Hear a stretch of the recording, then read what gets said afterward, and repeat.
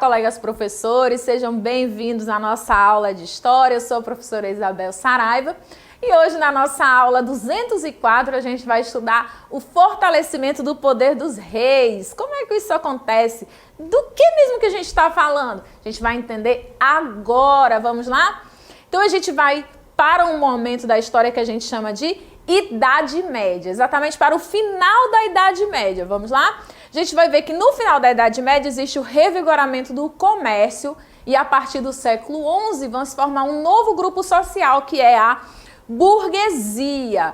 Professora, quem é a burguesia? Olhem para mim, vamos lá. A gente vai ver que a burguesia é um grupo que vai passar a sobreviver através do comércio, isso mesmo, eles vão obter lucros através do comércio, depois eles vão investir no empréstimo de dinheiro e aí a gente tem o surgimento dos bancos, que hoje a gente conhece bem como funciona, certinho? Então vamos voltar lá? Então, a existência de vários senhores feudais e, portanto, de diferentes moedas e impostos encarecia as mercadorias e atrapalhava os negócios da burguesia. Os burgueses passaram, então, a aproximar-se do rei, faziam doações ou empréstimos de dinheiro em busca de proteção e favores. Vamos entender isso aqui. O que acontece? Vocês lembram que lá na Idade Média, principalmente na parte da Europa Ocidental, existia divisão em feudos e que os feudos, eles eram independentes. Vocês lembram disso? Quem mandava dentro do feudo era o senhor feudal. O rei, ele existia, mas ele não tinha um poder absoluto sobre todas as suas terras. Ele mandava no território dele. Então, o que vai acontecer? Como cada feudo tinha a sua moeda, tinha o seu próprio sistema de medida, ficava difícil para os burgueses realizar um comércio. Já pensou? Você vai vender uma coisa, aqui é uma moeda, ali é outra moeda. Eles precisavam unificar essa moeda para poder facilitar o comércio dentro do território. E é por isso que eles vão investir no poder do rei, porque se o rei se fortalece, ele vai unificar o território, ele vai estabelecer um mesmo sistema de medida e vai estabelecer uma mesma moeda. E isso facilita o comércio. É o que acontece hoje. O Brasil é enorme, né? O maior país da América Latina, quinto maior do mundo. Só que se você pegar o seu realzinho, botar no bolso, você pode gastar ele aqui na região norte, no nordeste, no sul do país. Independente de onde você vá, você usa a mesma moeda. E isso facilita o comércio, certinho?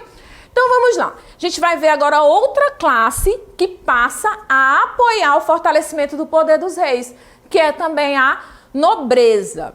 A gente vai ver que existiam aí as cruzadas no final da Idade Média. E o que era isso?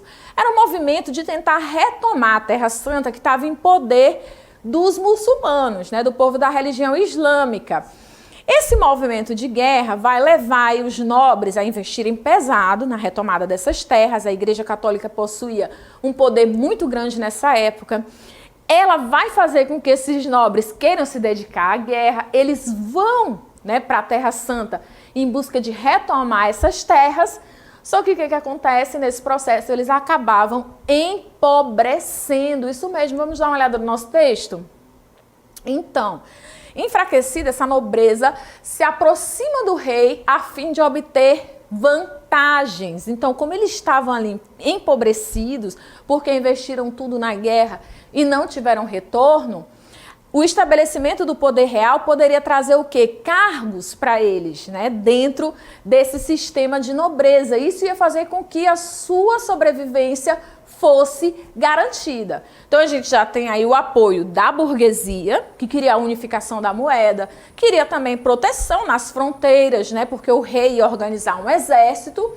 E a gente tem aí o apoio dos nobres, que perderam os seus bens no movimento das cruzadas. Lembrando também que as cruzadas foram importantes para o restabelecimento do comércio. Como assim? Nesse movimento de viajar em busca de retomar a Terra Santa, eles traziam novos produtos, novas mercadorias que as pessoas aqui na Europa Ocidental não conheciam e passaram a se interessar bastante por esses produtos.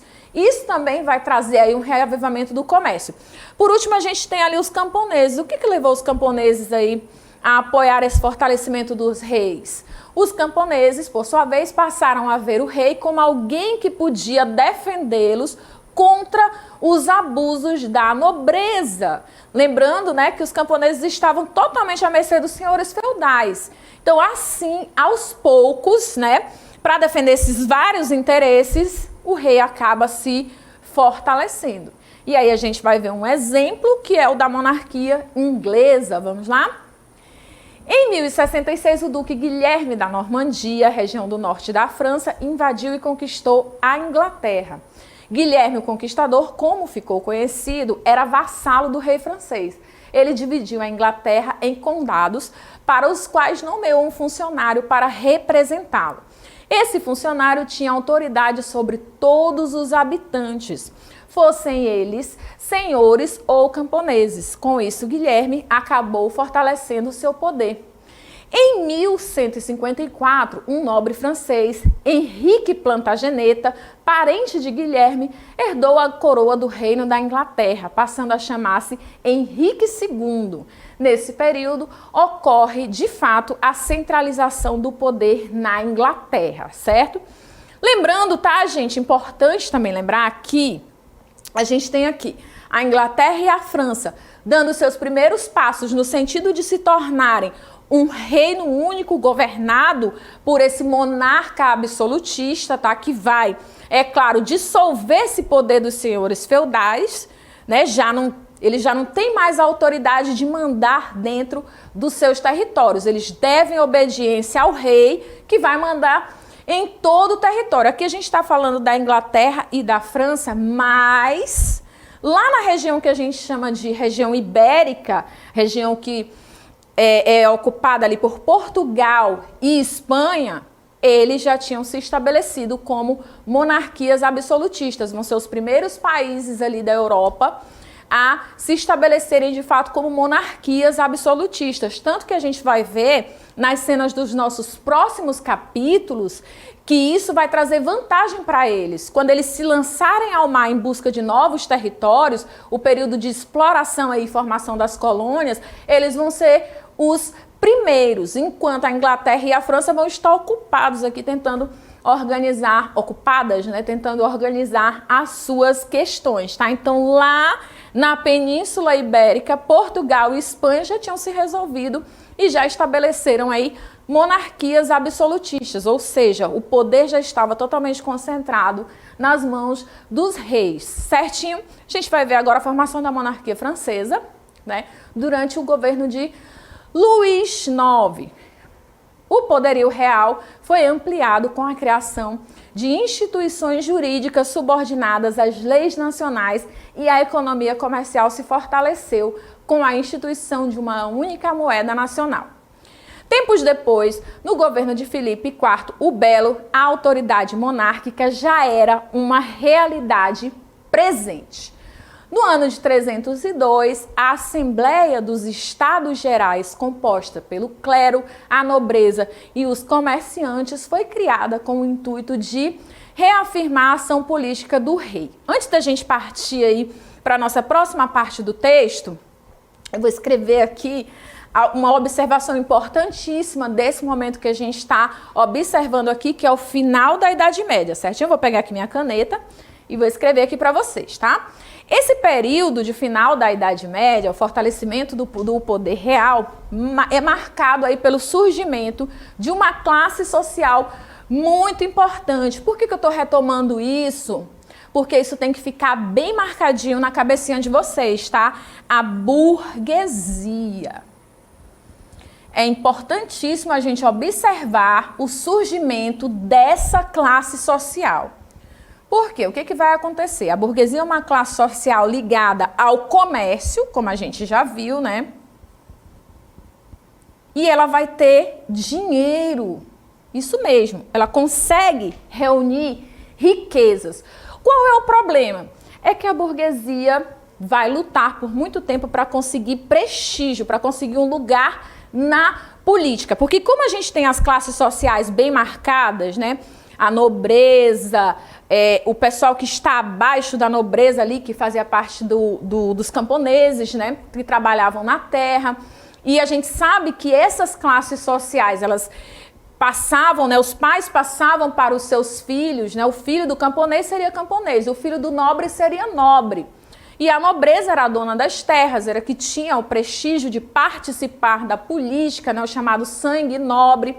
E esses burgueses, muitos deles não pertenciam a essa nobreza, eles conseguem arrecadar bastante dinheiro, mas vão ter que lutar muito para alcançar um lugar na política. E isso vai fazer com que a ordem do mundo dê uma reviravolta, porque essa briga da burguesia por um lugar na política vai levar aí a gente a grandes revoluções que a gente vai ver aí nas nossas próximas aulas, certo? Então não esqueçam aqui que no final da Idade Média há o surgimento da burguesia e que isso vai trazer grandes revoluções para a história, certo? Agora a gente vai para a Guerra dos 100 Anos, que na verdade parece uma pegadinha, né? Porque é chamada Guerra dos 100 Anos, só que durou 116 anos, isso mesmo, né? Se aparecesse um quiz, quanto tempo durou a Guerra dos 100 Anos? Aí você ia direto lá na alternativa 100 anos, né? E você ia errar feio, porque a Guerra dos 100 Anos dura 116 anos. Isso mesmo, mas não são ininterruptos, né? Existem momentos aí da guerra. Vamos ver como é que ela se desenrola? Vamos lá? Então a gente vai ver aqui que a Guerra dos 100 Anos é um conflito armado entre a França e a Inglaterra, que na verdade vai durar 116 anos e foi interrompido várias vezes. Os principais motivos dessa longa guerra vão ser as disputas pela rica região de Flandres e o interesse do rei da Inglaterra em se tornar também o rei da França. Esse interesse do rei da Inglaterra vai se dar justamente porque ele queria dominar a região de Flandres, que era uma rica produtora de tecidos, e tecidos, né, estavam em alta naquele momento. A gente vai ver aqui que depois da morte de Carlos IV, último da dinastia dos Capetos, Eduardo III da Inglaterra pretendia ter o direito à coroa francesa, alegando parentesco com Carlos IV. Na verdade, ele era sobrinho do Carlos IV, pela linhagem materna, né? Sobrinho por parte de mãe, como a gente fala popularmente. E aí o que vai acontecer? Justamente pelo fato dele ser sobrinho por parte de mãe, os franceses que não queriam ser dominados pelos ingleses vão retomar uma lei lá da época de Clovis, né? Que fazia referência ao fato das mulheres não poderem herdar propriedades. Você tinha aí a predominância da linhagem paterna. Eles retomam essa lei, a lei sálica, e eles vão dizer, se ele é parente por parte de mãe, ele não pode assumir, porque, né, essas heranças elas devem se dar pela linhagem paterna. E aí justamente está o fato dos franceses não quererem se submeter à coroa inglesa. E a gente tem no centro disso tudo a questão da autonomia política e também a questão de manter ali a autonomia da região de Flandres, essa rica produtora de tecidos. Então a gente vai ver que esse conflito ele vai ser acompanhado por muitas calamidades. Inclusive a gente tem aí a fome, que vai ser gerada por períodos de seca, em que não se consegue produzir o suficiente para alimentar a população, e também a peste negra. A famosa peste negra, porque a gente está vivendo agora um momento de pandemia, né, do coronavírus, e quando a gente dá uma olhadinha na história, a gente vê que pandemias, infelizmente, não são novidades. A humanidade atravessa de tempos em tempos várias pandemias, como, por exemplo, a peste negra aqui na Idade Medieval, que vai dizimar, gente, 1/3 de toda a Europa. Muita gente foi morta pela peste, né? Então a gente vai ver que a fome também vai ser uma das consequências da guerra, das prolongadas secas e das pequenas colheitas que provocaram um aumento nos preços dos gêneros de primeira necessidade, como o trigo. Em 1347, a peste negra se alastrou com rapidez pela Europa, matando mais de 1/3 da população, tá? Para finalizar esse nosso momento aqui falando da Guerra dos 100 Anos, a gente vai ver que nos primeiros momentos a Inglaterra leva uma considerável vantagem diante da França, só que aí depois a gente vai ter a entrada de Joana d'Arc, isso mesmo, a santa, que vai acabar sendo queimada na fogueira. E a partir de então a França, ela consegue dar um giro de 180 graus, leva aí a melhor no conflito, e no fim eles se resolvem, cada um mantém a sua autonomia, e a gente tem o estabelecimento da França e da Inglaterra como estados independentes, né? Como monarquias aí que depois vão correr atrás do prejuízo junto a Portugal e a Espanha, que já tinham se lançado aí no mar em busca de novas colônias. Certinho? Vamos colocar o nosso conhecimento em prática na nossa DLI. Vamos lá?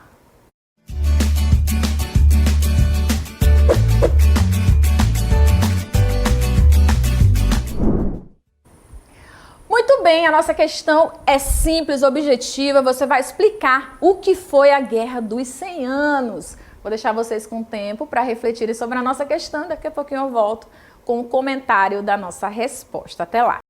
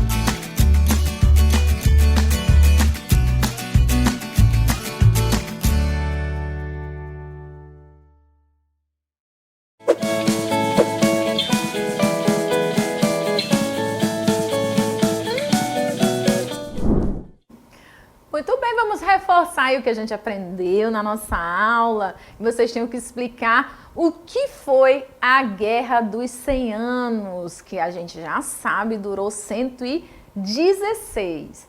Então a gente espera que a resposta de vocês tenha contemplado aí os seguintes tópicos. Vamos lá?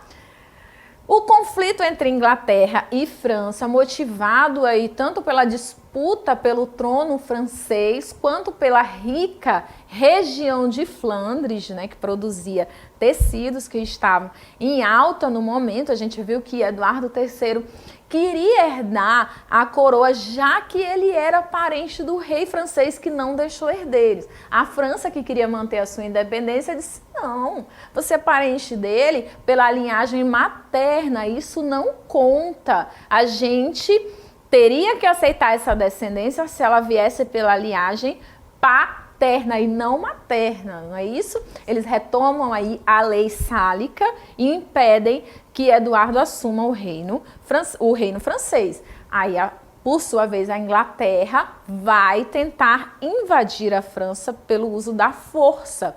E a gente vai ver aí que cerca de 5 gerações de reis vão estar envolvidas nesse conflito, que, como eu falei, não é ininterrupto, né? Ele tem as suas pausas aí, baseadas nos momentos de seca, em que a população sofria com a extrema fome e também com a peste negra. Uma pandemia, a gente entende bem desse nome, porque a gente está vivenciando uma pandemia nesse momento, que vai dizimar cerca de 1/3 de toda a população europeia naquele momento. Então vamos aí ao comentário da nossa questão. A Guerra dos 100 Anos pode ser definida como o conflito mais sangrento da Europa medieval.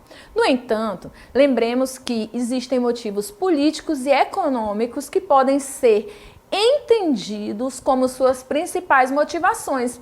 Entre eles, vamos destacar a disputa pelo trono francês, na qual Eduardo III, rei da Inglaterra, por ser neto de Filipe o Belo, monarca francês, tentou valer de seu grau de parentesco para unificar as coroas. Ele era sobrinho de Carlos, que havia falecido sem deixar herdeiros, certo? Para além disso, também havia a disputa do monopólio comercial da região de Flandres, que garantiria altos lucros advindos de sua indústria têxtil, indústria de tecidos, para quem se sobressaísse nessa disputa. Certinho, então espero que vocês tenham aprendido bastante com a nossa aula de hoje. Aguardo vocês nas nossas próximas oportunidades. Até lá!